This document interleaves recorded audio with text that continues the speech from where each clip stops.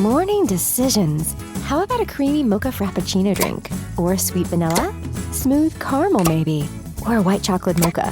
Whichever you choose, delicious coffee awaits. Find Starbucks Frappuccino drinks wherever you buy your groceries. Your body isn't a problem to fix. It's a system to support. From PMS to pregnancy to menopause.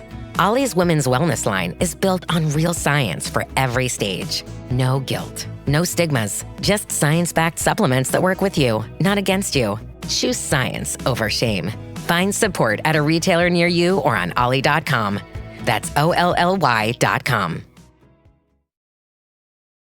Get business done with the new American Express Graphite Business Cash Unlimited card. With unlimited 2% cash back on all eligible purchases, unlimited 5% cash back on flights and prepaid hotels booked through American Express Travel Online, and a flexible spending capacity that can grow with your business, you'll have the confidence to keep building. Apply today and earn a welcome offer of $1,500 cash back after you spend $50,000 in qualifying purchases on your new card within the first 6 months of card membership. Terms apply. Learn more at go.amex/graphite.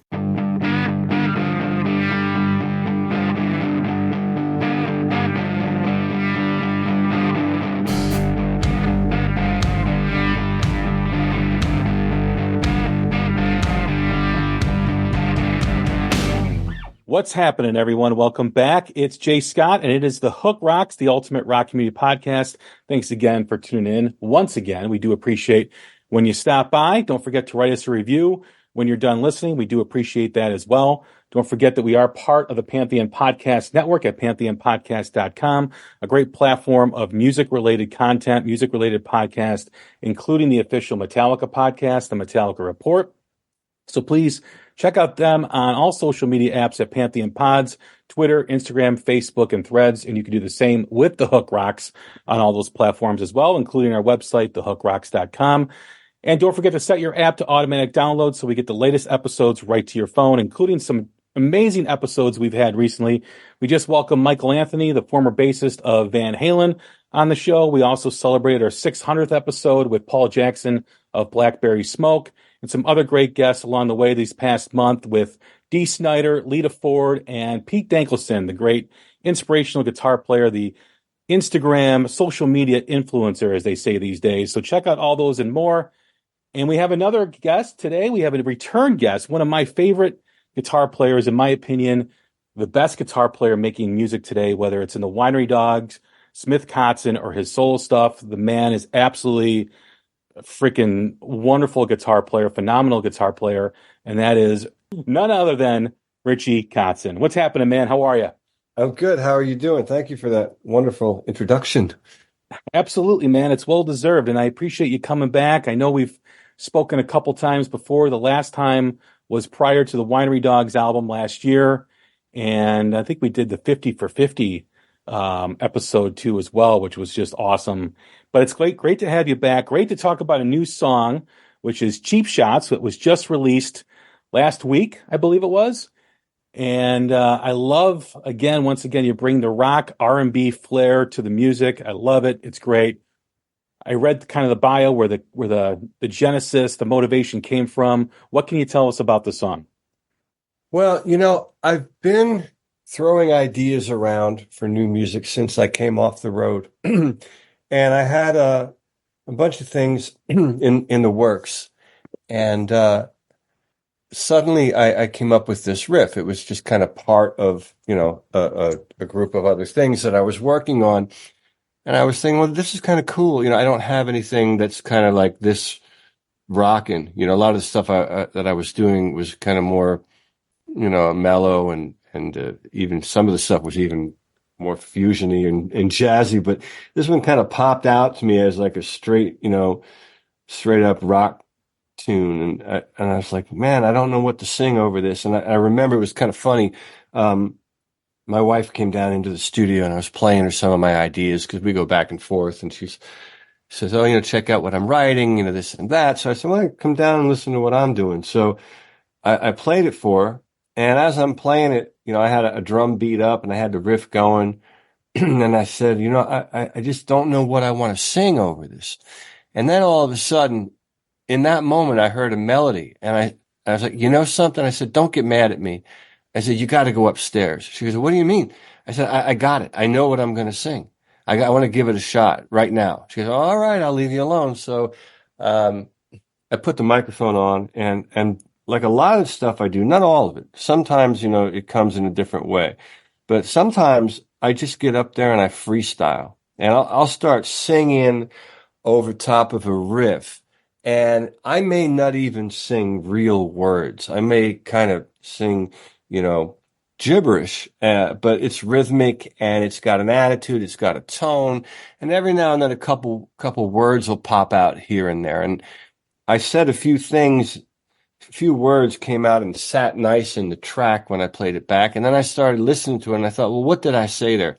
Well, that sounds like I said cheap shots. Well, maybe that could be a song title. Well, then I started listening again. Oh, it sounds like I said this or that. And then all of a sudden I start piecing it together and then the lyrics come, just right in the moment. They just kind of come out.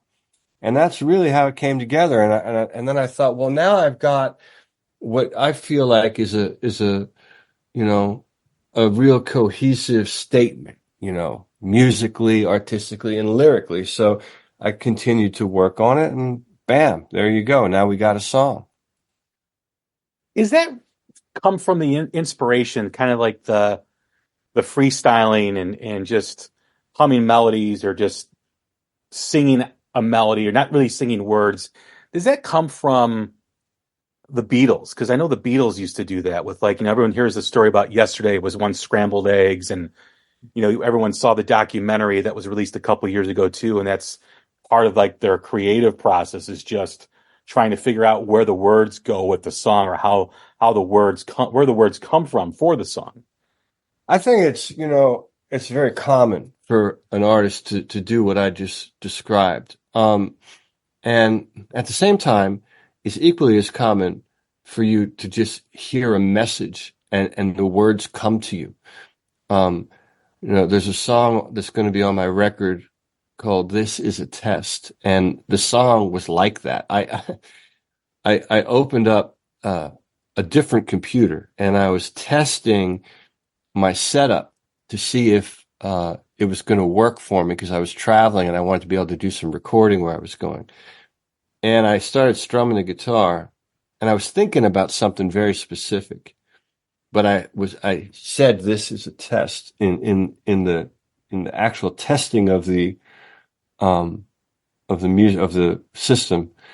And all of a sudden I had a whole story in my head about something that was happening and I was able to connect it. And I wrote the words without doing what I described that I did with Cheap Shots. So, and then sometimes stuff comes in the middle of the night. I've had things come in the middle of the night, wake me up out of my sleep, and I've learned I've got to get out of bed and record it, document it on a little tape machine or the recorder app in the iPhone because I'll never remember it the next day. So, there's not one way, but there are many, many ways that these things come to you. And I would have to imagine that anyone that's a songwriter has experienced probably all of these things that I'm describing. As far as the lyrics go, Cheap Shots, it kind of talks about people taking advantage of others, and it speaks to kind of how everyone seems to feel like they have a voice or their opinions need to be heard. And sometimes those opinions are not positive, right? I mean, we live in a society where everybody has to comment on something.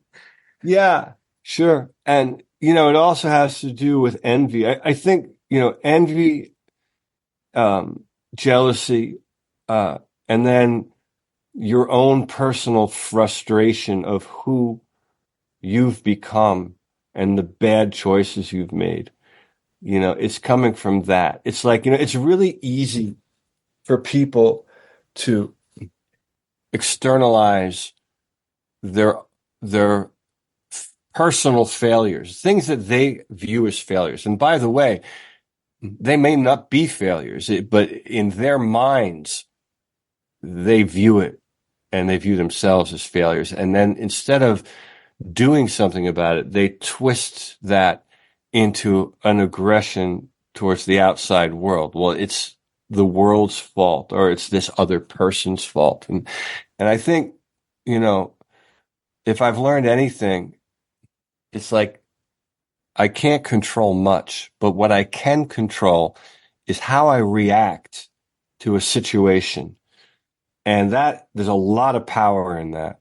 How I react to a situation and how I handle something is key to forward progress, and it is about progress. It's not about perfection for me. It's about progress.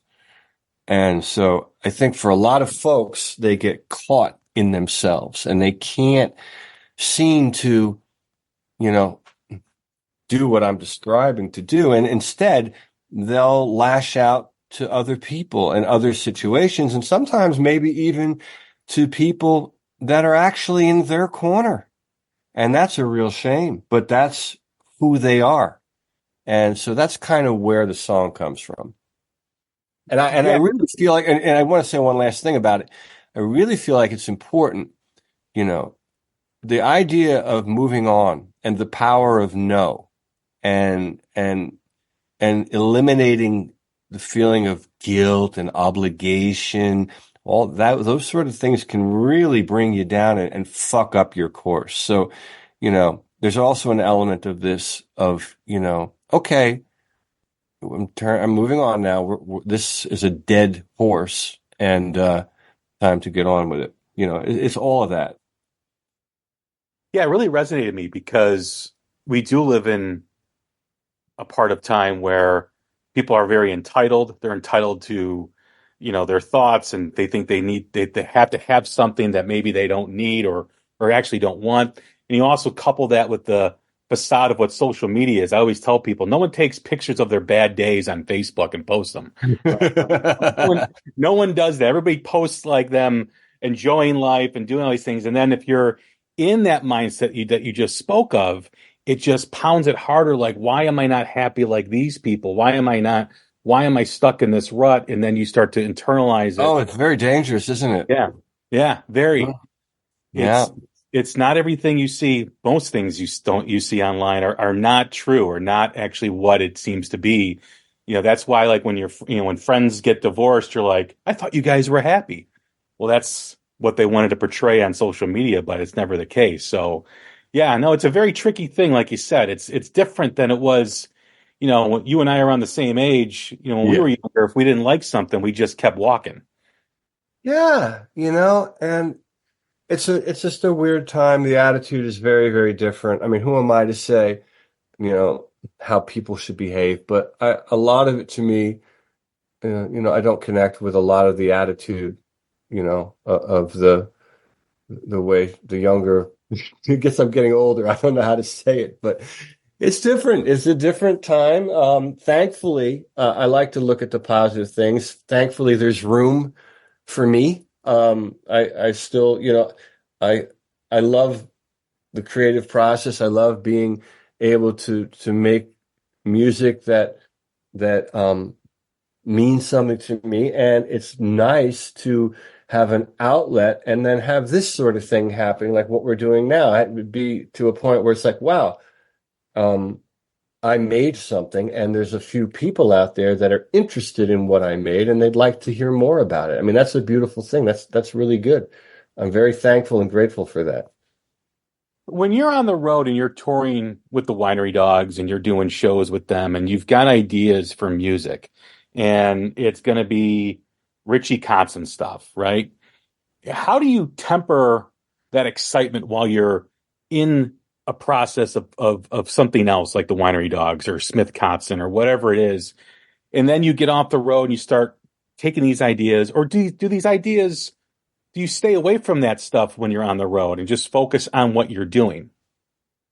Well, I don't know. I mean, I never put any sort of limitations on creativity. I mean, if I have an idea for a composition, then it's my idea for a composition. And then I have choices at that point. The first thing I do is I document my idea. So that means in the old days, I'd have to carry around a little cassette recorder. Now I have my iPhone, and like everybody else, I open the recorder app and I sing into it a melody or a lyric idea. Or if I have a guitar handy, I'll do it all, and then that will sit there until the inspiration carries me to the next phase, which would be sitting down in front of a recording system and start to develop it.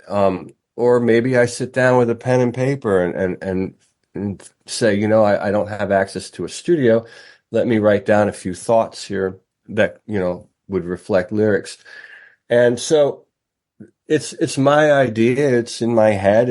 And that's what it is. At the point where I take something like that and say, I'm curious to see what Adrian would think about this. And I'm talking about Adrian Smith from Iron Maiden. We've got something that we do. We put a record out a few years ago, and the chances are looking very, very good that we'll be doing a second one in the foreseeable future.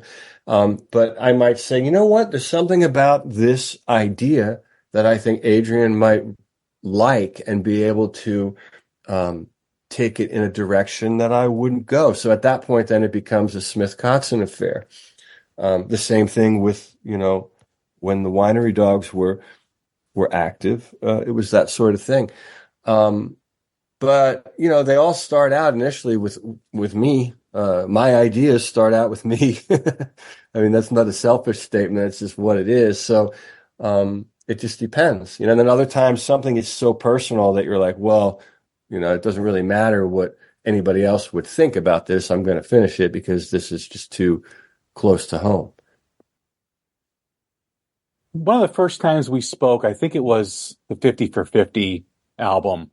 You mentioned that you had a need to get back to being Richie Kotzen and doing Richie Kotzen music. And you did this Winery Dogs album last year. It was a fantastic album. You did this tour cycle with them. Was this another one of those moments where you had to dive into it being just you and get whatever creative juice that you had out of your system for Richie Kotzen? Not necessarily, no. I was of mind to follow course with the Winery Dogs as we were. We made the album, we did 95 shows, and then, I was of mind to just keep going. And then, obviously, Mike had the opportunity to go back to Dream Theater. And so we had a conversation, and obviously Billy and I were very supportive because we love Mike. The attitude is, we love having the band, but as people, the people are more important, so if Mike has something that is dear to him and important, that he is excited and motivated to do, then obviously that's what he needs to do. So we had the conversation that, full support. We think it's great. It's exciting, actually, as a music fan. Forget about the Winery Dogs for a second and me, but as a music fan, it's exciting. So that's why, the touring, we put a period on it. But unlike where I was at previously, I can say that I was of mind to stay the course and keep going.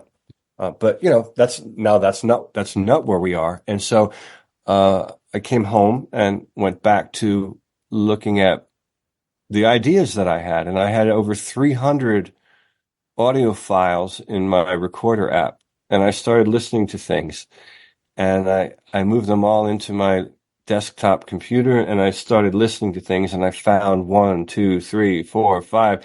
Wow, I got some really cool things to work with here. Let me develop it. And now here I am with a new single out, and I've got tour dates booked. I'm going to Europe in June. I'm going to be touring extensively in North America starting in September, and I'm going to release a solo album in the fall. So everything, works the way it's going to work. You know what I mean? And, you're dealt your cards and you play your hand. And so here we are. And I feel great. I feel really great about it. I feel great about what we did last year with the Winery Dogs. I'm completely fine with the fact that the dogs will go back into hibernation for the foreseeable future. I'm fine with now going back to doing what it was that I was doing before. I'm very comfortable there, very inspired to do it. And like I said earlier, Adrian and I also have some new music, and we're making plans. So the future is very bright and very inspired.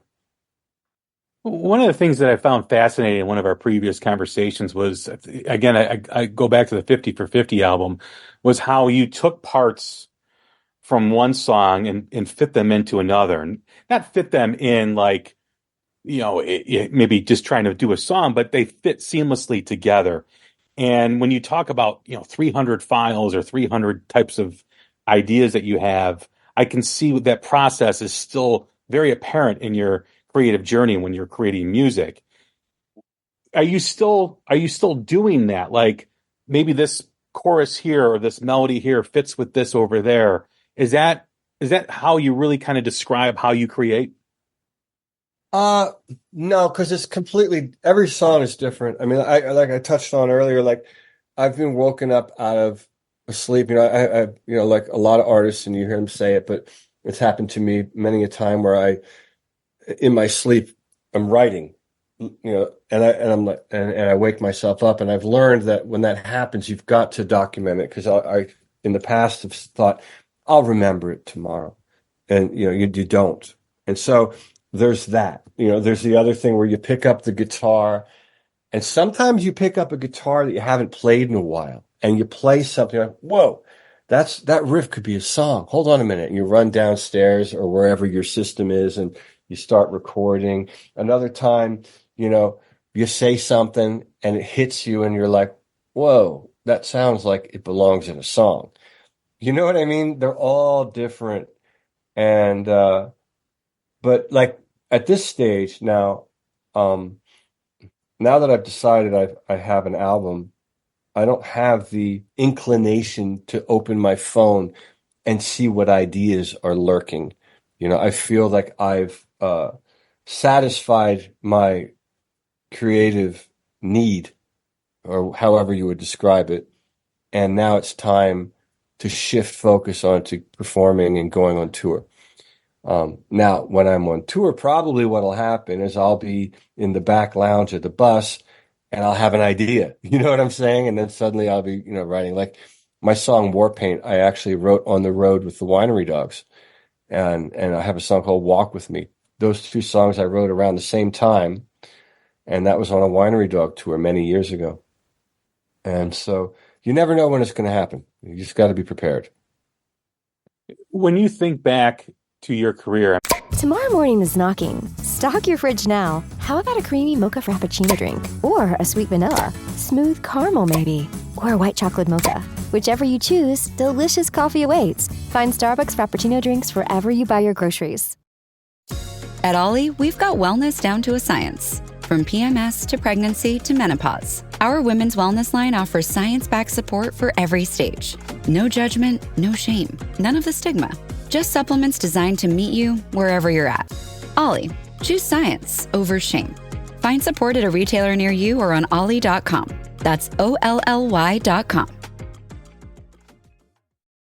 Get business done with the new American Express Graphite Business Cash Unlimited card. With unlimited 2% cash back on all eligible purchases, unlimited 5% cash back on flights and prepaid hotels booked through American Express Travel Online, and a flexible spending capacity that can grow with your business, you'll have the confidence to keep building. Apply today and earn a welcome offer of $1,500 cash back after you spend $50,000 in qualifying purchases on your new card within the first 6 months of card membership. Terms apply. Learn more at go.amex/graphite. I mean, it seemed to really jettison, in terms of getting to another level once that debut Winery Dogs album happened, and it's giving you a lot of opportunity. When you reflect on that, if you do you think of how it's impacted how you create? I mean, I think, and the point I'm trying to make is sometimes when you're not as popular as you are now, you take maybe less chances or more chances. It all depends on what you want to accomplish. Are you still kind of in the same mindset, even though your success has risen over the last 10 to 15 years? My mindset has not changed since I was dropped from Interscope Records in 1992. I have had the same mindset as it relates to being the artist, if I use that word. The artistic mindset I have has been the same since 1992, which was the reason why I lost my major label deal, was because I had it in my head who I was, what I wanted to do, what I wanted to say musically, and I resisted being told otherwise. And that was the cost. I lost the deal. And then I got another deal with Geffen. And then this and that, and the next thing happened, and blah, blah, blah. So that has my creative process, the DNA, whatever it is identical. Life experience has happened. So I have different perspectives on humanity and people and situations, which affects what I write like it does anyone else. But the Winery Dogs specifically did something very wonderful for me. Before the Winery Dogs, people that knew who I was knew who I was. They knew what they were getting when they bought a Richie Kotzen record, be it Peace Sign, 24 Hours, Go Faster, Motherhead's Family Reunion, What Is, Something to Say. I could name all of my records from before, but all the solo records are consistent, and they're still consistent with what I do today. But what the Winery Dogs did that was a very wonderful thing was they made more folks aware of what it is that I do, because I was under in a very interesting scenario, in a very frustrating scenario of I had a name in the rock world, but probably 70% of the people that knew my name didn't know what it meant. And with the Winery Dog record, it gave me an opportunity to show those folks who Richie Kotzen is. Oh, wow. I didn't know he sang like that. Oh, wow. I didn't know he wrote songs like that. Meanwhile, enough people knew that I've been doing it and making a wonderful living at it for all my life, but it opened that door to another demographic of people, which was really great. And I think that the music that I made with the Winery Dogs was very special because Billy and Mike are extraordinary. I mean, not only are they fantastic musicians, but they're they have achieved the ultimate thing as a musician, which is what I call a stylist. It's one thing to be a great musician. Okay, that guy is a great bass player over there. He's fantastic. And he's the guy you want to hire to play on your album because he'll nail it. But unto his own devices, you would never identify his music. You would never identify his playing. Now, what Billy and Mike have is that when they play their instruments, you can identify that it's them. I call that being a stylist. I don't know if there's probably a better term for it, but to me, it's like, when you hear someone, that's so-and-so. I know that's him because I know that's what he sounds like. I think that's more important than any aspect. I mean, having your own voice is, to me, the most important thing so that okay, oh yeah, that's Tom Petty. Of course, I know what he sounds like. That's what he does, or whoever. I think that's more important than being called a virtuoso. I think is having your own voice, whether it's you're a trumpet player or a guitar player or what you are. I agree 100%. I mean, I hear that with your guitar playing too. I instantly know it's you whenever I hear a song that you're on. And, I've always said that out of that whole era, that shrapnel era of the shredders that was, considered back in the day, I've always said that the depth of your playing is what sets you apart. The influence that you have is so different than a lot of those guitar players. Not to say that they were, that they were not good. They were phenomenal guitar players, but I always just appreciated that the influences that you brought into that. And I think you're able to expound on that and dig deeper into your playing and do different things and be more versatile in your style. Oh, I appreciate that. Thank you. You touched on something with my last question about being who you are and the integrity you had as a person, as an artist. When you think of where you're at now, again, we go back to the debut of the Winery Dogs to now, how satisfied are you that you remained true to yourself and you didn't sell your soul, as they say, to continue on a record label or to do some of the things that maybe now, if you did those things, you wouldn't be as proud of as staying the course of who Richie Kotzen was? Yeah, I mean, creatively, I'm as satisfied as you could possibly be. I'm completely fulfilled creatively.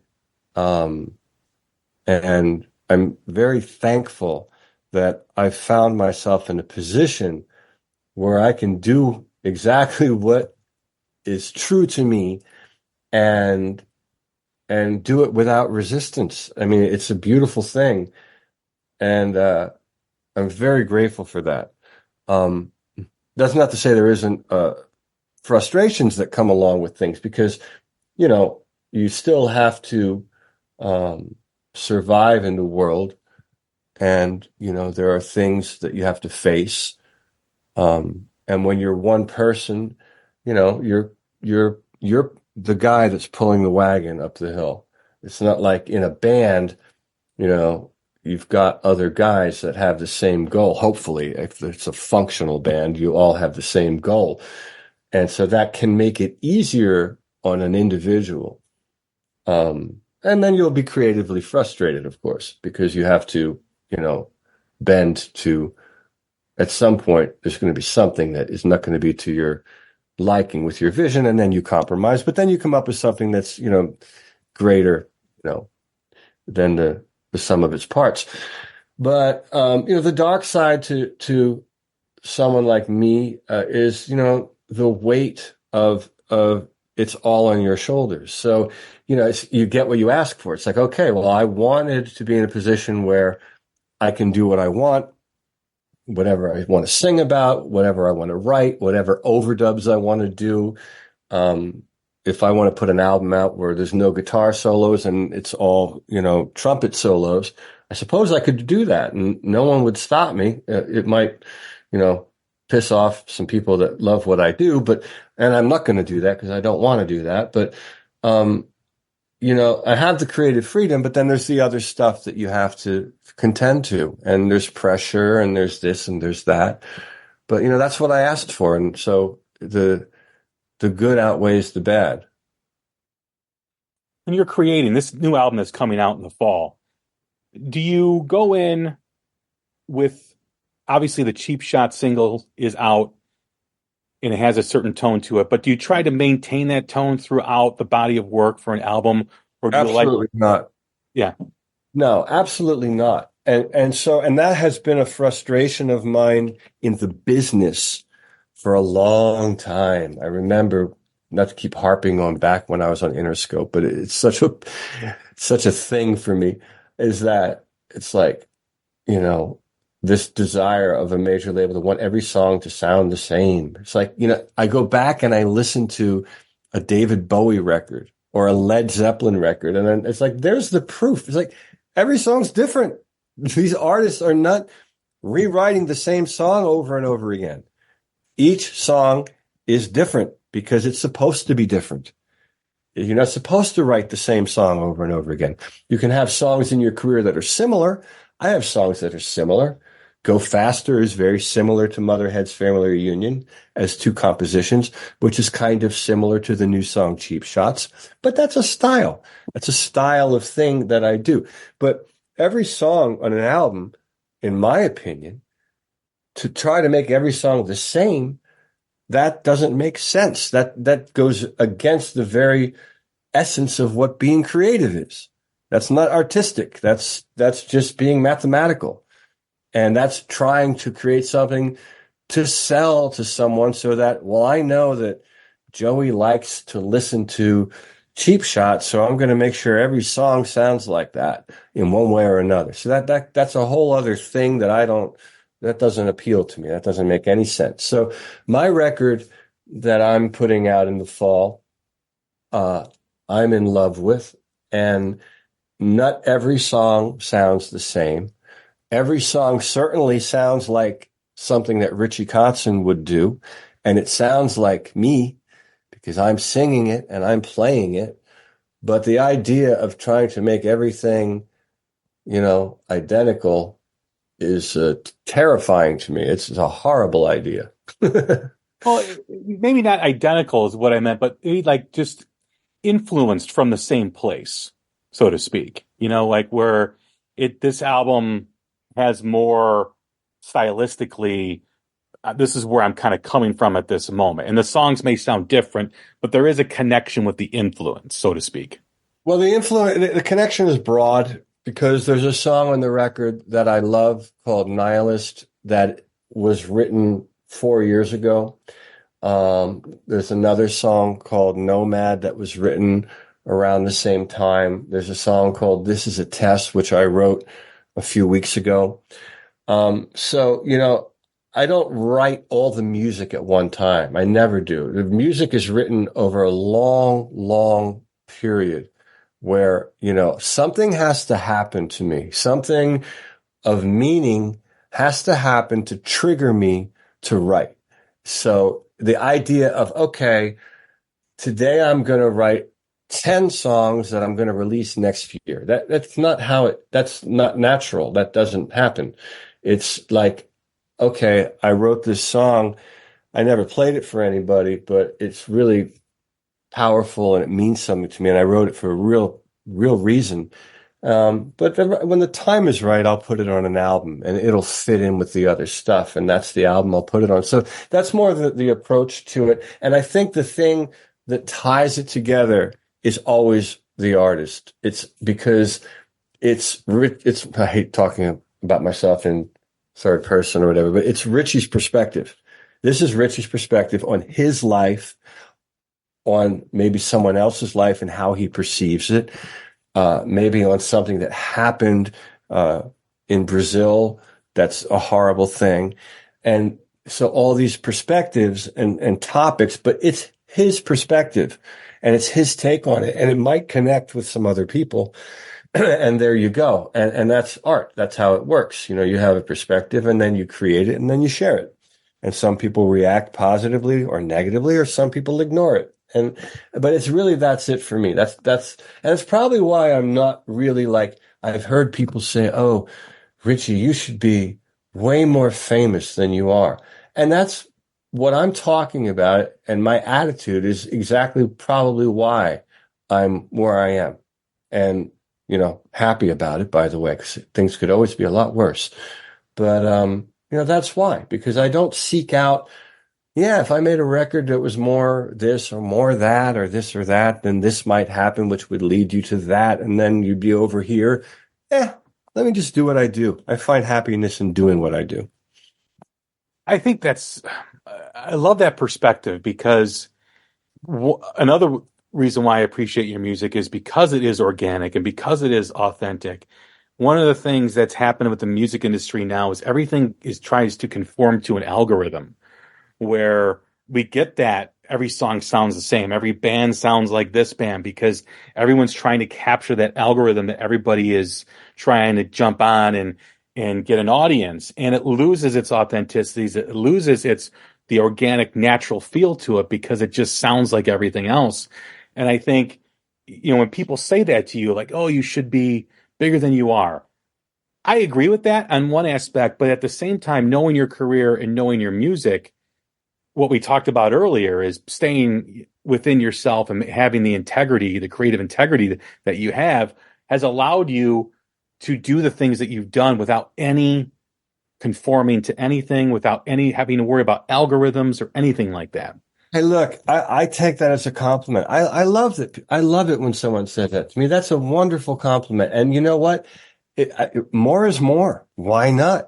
Why not do bigger business? Why not do better? And you know what? Let me say this. Over the years, if I were to make a chart, which I would never do because I don't really like charts, but if I were to make one, I could look at the trajectory and I would see, because I could feel it, that I'm much more known today than I was 10 years ago. And I'm known for the right things. I'm known for what I do and my singing and my playing and my writing. It's fantastic. And more is more. It's great. Yeah, bring it on. Let's do it. But let's keep it let's keep it honest and keep it real. And as long as it's happening that way, this is wonderful. This is all great. I don't have anything to complain about. Could it be better, bigger, more?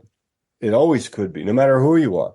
But, I'm not thinking in those terms. Let that happen as a byproduct. And if it does, then great. But let us not make that the focus. And at the end of the day, with your career the way it is now and the status you have now, like, Sinatra saying, you did it your way, right? Yeah. There you go. That's right. As far as this UK tour, going overseas, and are you hitting South America too, or is it just Europe and the UK?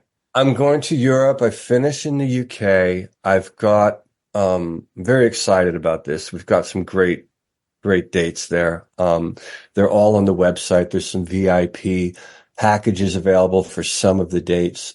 Then I've got also, I don't know when this is going to air, but I'm playing the Canyon Club in Agora Hills next Saturday, which I believe is it the 18th? And then the day before I'm in Montclair. So those two 17th and 18th warm-up shows, Southern California. Then we go off to Europe. And then I come home for August, which is a July and August, which is good months to be here. And then I go back out in the fall in North America for almost 2 months. It's going to be a long tour.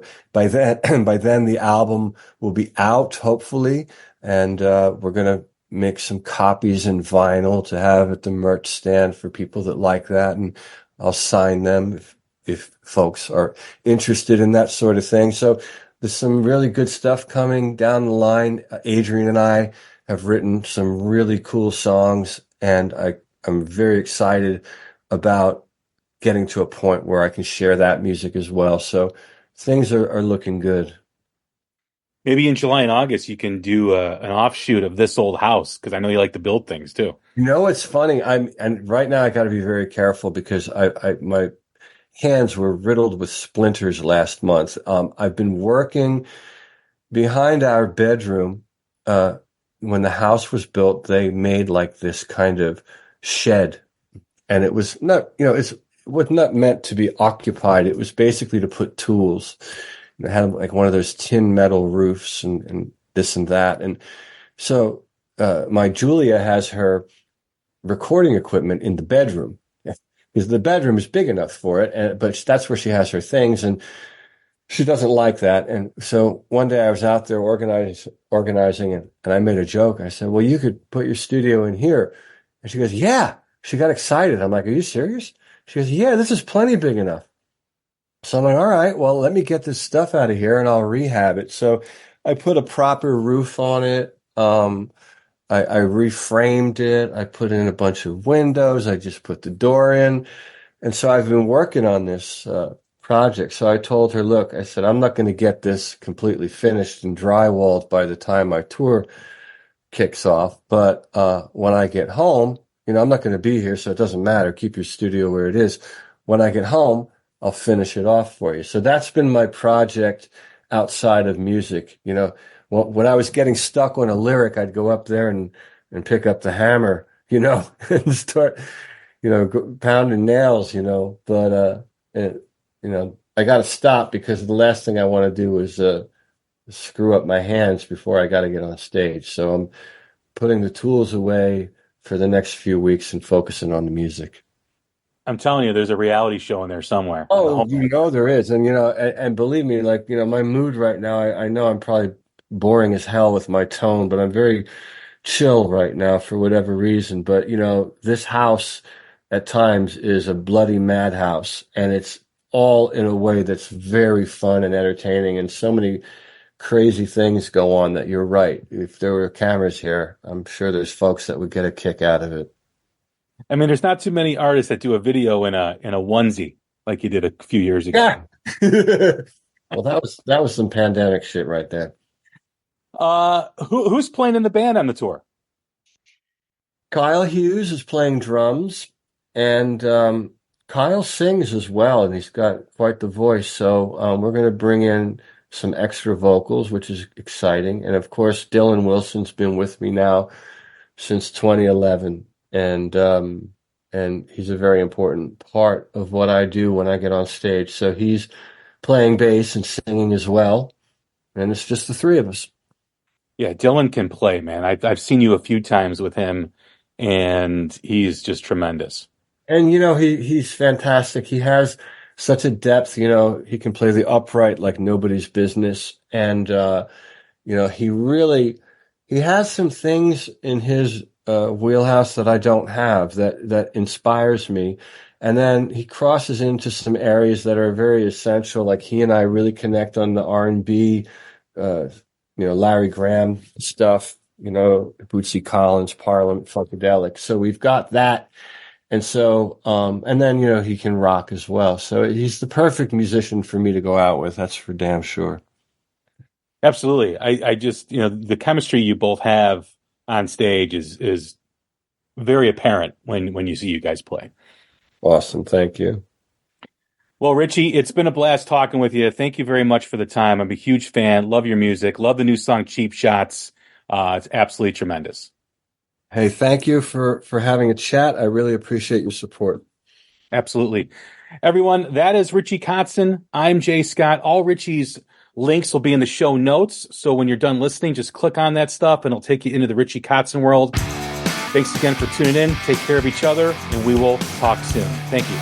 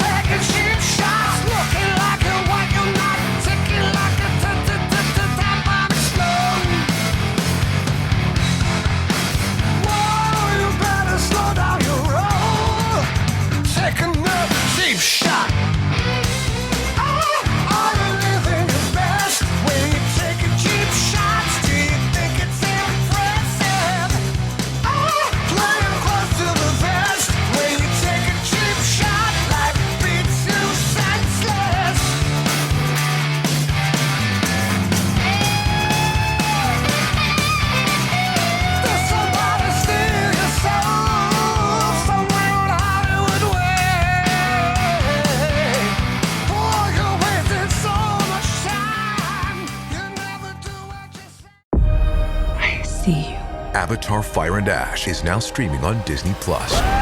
It's the film critics are calling the best Avatar yet. Yeah! Go, go, go, go! A true epic and completely jaw-dropping. This is the only pure thing in this world. Return to Pandora on Disney+. It will be an adventure for the whole fam. And watch the Oscar-winning phenomenon at home. This is sick! Avatar: Fire and Ash, now streaming on Disney+. Rated PG-13.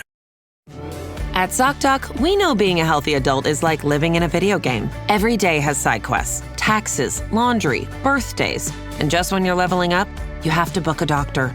The insurance portal crashes. They put you on hold. Your doctor doesn't take your plan. Game over. We see you. So we made booking a doctor easy. Download ZocDoc. Search by specialty, insurance, and availability. Book instantly. No cheat codes required. Find a doctor you love with ZocDoc. The right window treatments change everything. Your sleep, your privacy, the way every room looks and feels. At Blinds.com, we've spent 30 years making it surprisingly simple to get exactly what your home needs. We've covered over 25 million windows and have 50,000 five-star reviews to prove we deliver. Whether you DIY it or want a pro to handle everything from measure to install, we have you covered. Real design professionals, free samples, zero pressure. Right now, get up to 40% off site-wide, plus get a free professional measure at Blinds.com. Rules and restrictions apply.